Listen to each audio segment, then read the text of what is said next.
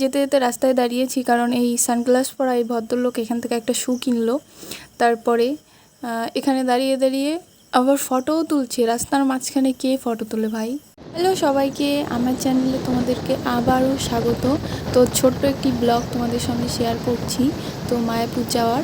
তো দেখতে থাকো। আর দেখতেই পাচ্ছ রাস্তাটা কি সুন্দর। আর আমরা যেদিন গেছি আর কি, ওয়েদারটা এত সুন্দর ছিল, ধারণার বাইরে। একটু মেঘ মেঘ ছিল, মাঝখানে একটু বৃষ্টিও হয়েছে। যাই হোক, তো আমরা অনেকটাই চলে এসেছি, প্রায় মায়াপুরের কাছেই চলে এসেছি। তো এই মাঠটার ভেতর থেকে দেখতেই পাচ্ছ ওই মায়াপুরের সেই বড় মন্দিরটা আর কি দেখা যাচ্ছে। তো সেটাই দেখাচ্ছিলাম। তো বলতে বলতে মন্দিরের সামনে চলেও এসেছি।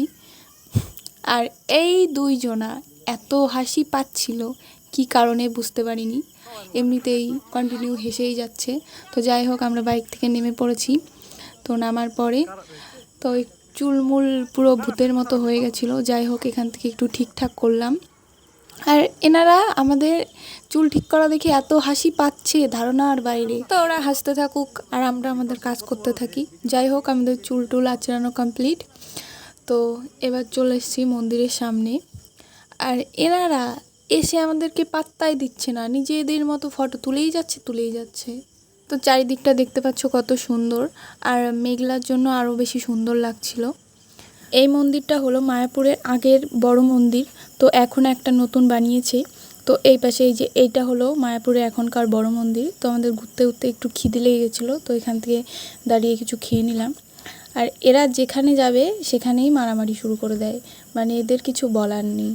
যাই হোক, ঘুরে টুরে এবার সবাই একটু ভিডিও ফটো যে যার মতো আর কি তুলে নিচ্ছিলাম।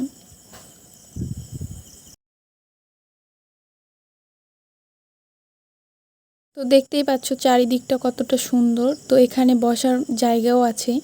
তো আমার তো মায়াপুরে গেলে আসতে ইচ্ছা করে না। আমি এর আগেও অনেকবার এসেছি। মন খারাপ থাকলে এখানে আসলে মনটা অনেক ভালো হয়ে যায়। তো আমাদের ঘোরাটোরা হয়ে গেছেও, এখন এখান থেকে বের হব। বেরিয়ে কিছু খাওয়া দাওয়া করে তারপরে বাড়ির দিকে যাব। আজকের ভিডিওটা এই পর্যন্তই। তো কেমন লাগলো ভিডিওটা অবশ্যই আমাকে জানিও। দেখা হবে নতুন এক কোনো ভিডিওর সঙ্গে। তো তোমরা ভালো থেকো, সুস্থ থেকো।